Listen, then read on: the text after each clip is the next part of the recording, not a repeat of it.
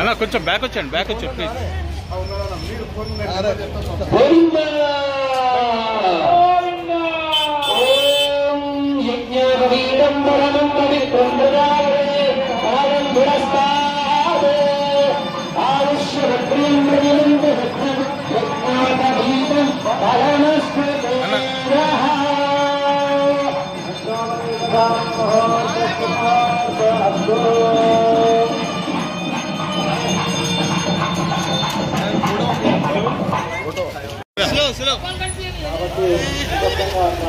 అన్న కొంచెం బ్యాక్ వచ్చండి, బ్యాక్ వచ్చండి ప్లీజ్.